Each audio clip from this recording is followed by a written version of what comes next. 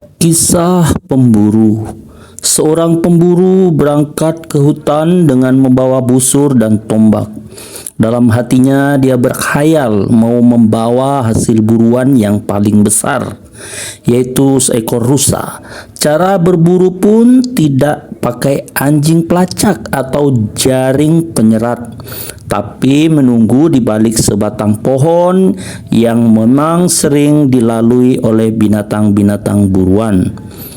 Tidak lama ia menunggu seekor kelelawar besar kesiangan terbang hinggap di atas pohon kecil tepat di depan pemburu. Dengan ayunan parang atau pukulan gagang tombaknya, kelelawar itu pasti bisa diperolehnya. Tetapi si pemburu berpikir, untuk apa merepotkan diri dengan seekor kelelawar? Apakah artinya dia dibanding dengan seekor rusa besar yang sangat ia incar? Tidak lama berselang, seekor kancil lewat. Kancil itu sempat berhenti di depannya, bahkan menjilat-jilati ujung tombaknya. Tetapi ia berpikir, hanya seekor kancil, nanti malah tidak ada yang makan, sia-sia.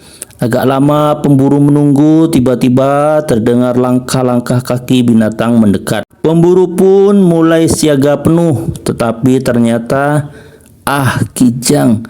Ia pun membiarkannya berlalu. Lama sudah ia menunggu, tetapi tidak ada rusa yang lewat, sehingga ia tertidur. Baru setelah hari sudah sore, rusa yang ditunggu lewat. Rusa itu sempat berhenti di depan pemburu, tetapi ia sedang tertidur. Ketika rusa itu hampir menginjaknya, ia kaget. Spontan ia berteriak, "Rusa!" Sehingga rusanya pun kaget dan lari terbirit-birit. Sebelum sang pemburu menombaknya, alhasil ia pulang tanpa membawa apa-apa. Banyak orang yang mempunyai idealisme terlalu besar untuk memperoleh sesuatu yang diinginkannya. Ia berpikir yang tinggi-tinggi dengan bicaranya pun terkadang sulit dipahami. Tawaran dan kesempatan-kesempatan kecil dilewati begitu saja, tanpa pernah berpikir bahwa mungkin di dalamnya ia memperoleh sesuatu yang berharga. Tidak jarang orang-orang seperti itu menelan pil pahit karena akhirnya tidak mendapat apa-apa. Demikian juga dengan seorang yang mengidamkan pasangan hidup, yang mengharapkan seorang gadis cantik atau perjaka tampan yang alim, baik, pintar, dan sempurna lahir dan batin, dengan tidak menemukan siapa-siapa. Seorang anak mendapat tugas dari sekolahnya untuk melukis tangga. Anak tersebut bekerja keras untuk membuat lukisan tersebut. Ia sangat hati-hati agar kertasnya tetap bersih dan bagus. Namun, tanpa sengaja ia menitikkan tinta tepat di tengah gambar. Waktu sudah larut malam dan tidak mungkin untuk menggambar ulang. Ia pun putus asa dan menangis. Sang ayah yang dengar tangisannya mendekat dan bertanya dengan lembut, "Ada apa, Nak?" Sambil terisak-isak si anak menceritakan masalahnya. Mendengar kesusahan ini, sang ayah berkata lagi dengan lembut, "Jangan khawatir. Tetesan tintanya seperti bintik di tubuh seorang anjing kecil. Hal yang harus kamu lakukan saat ini adalah menggambar seekor anjing kecil di sekitar titik hitam ini, sehingga kelihatan anjing itu sedang menunggu di atas tangga. Jangan mudah putus asa, Nak," kata sang ayah menyemangati. "Seringkali kita hanya membutuhkan sedikit keuletan dan daya imajinasi untuk mengubah keadaan yang buruk menjadi baik. Ingat, hanya sedikit saja hal yang kelihatan tidak ada harapan, dan memang nyatanya tidak ada harapan. Namun sebagian besar, walaupun kelihatannya tidak ada harapan, sesungguhnya masih ada harapan, dan hanya dibutuhkan kreativitas serta rencana yang lebih baik." Si anak pun segera menggambar seekor anjing kecil di sekitar titik hitam. Esokan harinya, gambar anak tersebut terpilih sebagai gambar terbaik kelas. Lihatlah apa yang dihasilkan oleh imajinasi dan kreativitas, kata guru itu. Gambar anjing itu melengkapi lukisan ini menjadi sangat bagus. Bila ada masalah, jangan mudah menyerah, tapi mari duduk tenang dan pikirkan apa yang bisa kita lakukan untuk memperbaiki keadaan.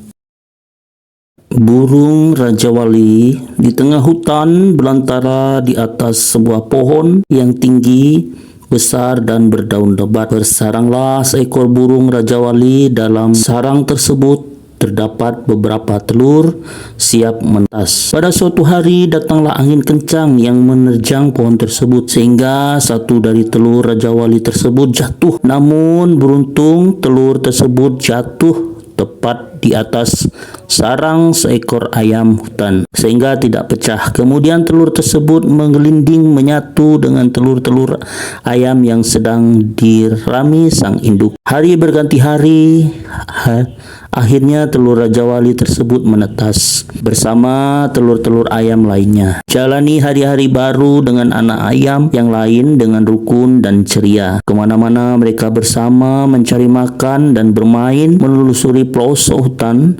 Semakin hari tumbuh anak Raja Wali semakin besar dan ia melihat perbedaan fisiknya dengan anak ayam yang lain sehingga timbul penasaran dalam hatinya. Suatu hari ia memberanikan ternyata kepada induknya. Ia berkata kepada induknya karena ia penasaran dengan tubuh yang besar berbeda dengan anak ayam lainnya. Kenapa tubuhku berbeda dengan yang lain?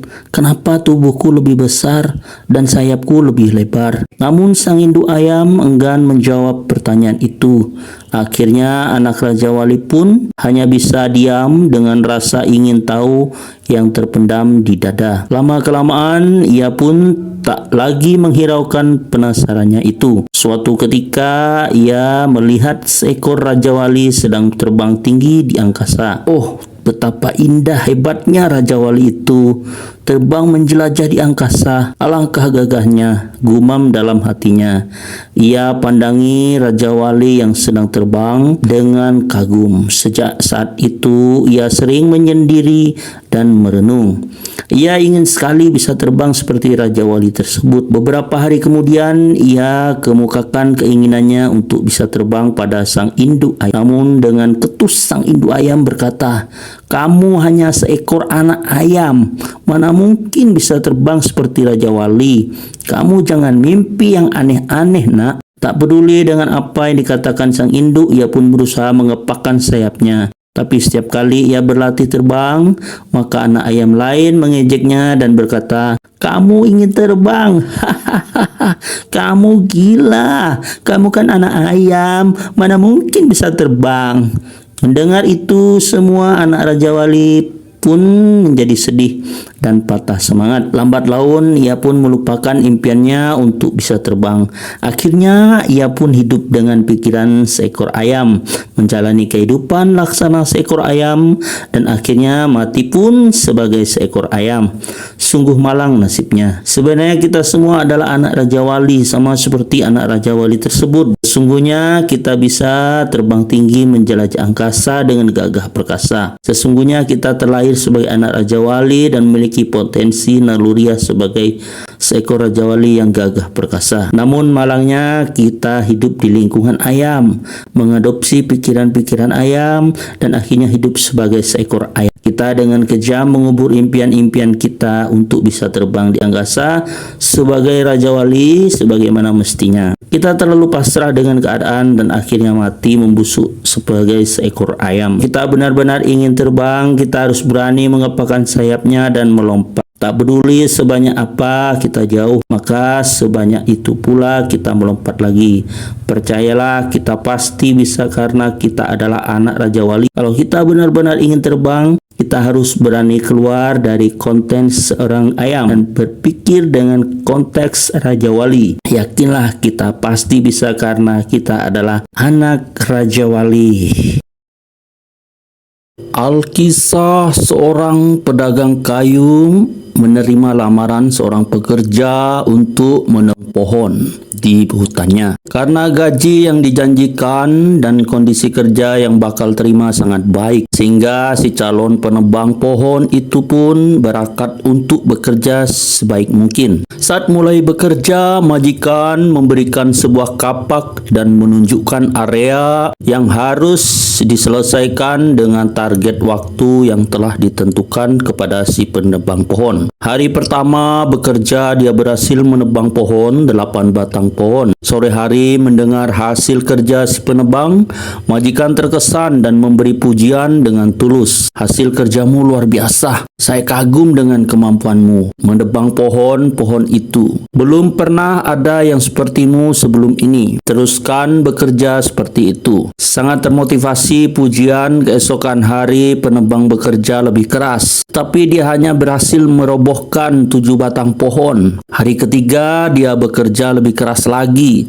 tetapi hasilnya tetap tidak memuaskan, bahkan mengecewakan. Makin hari semakin sedikit pohon yang berhasil dirobohkan. Sepertinya aku kehilangan kemampuan dan kekuatan. Bagaimana aku mempertanggungjawabkan hasil kerjaku pada majikan? Pikir penebang pohon, merasa malu dan putus asa. Dengan kepala tertunduk, dia menghadap ke majikannya minta maaf atas hasil kerja yang kurang memadai dan mengeluh tidak mengerti apa yang telah terjadi. Sang majikan menyimak dan bertanya kepadanya, "Kapan terakhir kamu mengasah kapak?" "Mengasah kapak, saya tidak punya waktu untuk itu. Saya sangat sibuk setiap hari menebang pohon dari pagi sehingga sore dengan sekuat tenaga," kata si penebang pohon. "Itulah masalahnya. Ingat, hari pertama kau kerja dengan kapak baru dan terasa, maka kamu bisa menebang pohon dengan luar biasa. Hari berikutnya dengan tenaga yang sama, menggunakan kapak yang sama, tetapi tidak diasah. Kamu tahu sendiri hasilnya semakin menurun. Maka sesibuk apapun, kamu harus meluangkan waktu untuk mengasah kapakmu agar setiap hari bekerja dengan tenaga yang sama dan hasil yang maksimal. Sekarang memulailah mengasah kapakmu dan segera kembali bekerja," perintah sang majikan. Sambil mengangguk kepala mengucapkan terima kasih, penebang berlalu dari majikannya untuk mulai mengasah kapak. Sama seperti si menebang pohon, kita pun setiap hari dari pagi hingga malam seolah-olah terjebak dalam rutinitas terpola. Sibuk, sibuk, sibuk, dan sibuk. Sehingga sering melupakan sisi lain yang sama pentingnya, yaitu istirahat sejenak, mengasah dan mengisi hal baru untuk menambah pengetahuan wawasan, terutama menyediakan waktu untuk bersekutu dengan Tuhan. Jika kita mampu mengatur ritme kegiatan seperti ini, pasti kehidupan kita akan menjadi dinamis, berwawasan selalu baru, dan pasti akan diberkati Tuhan.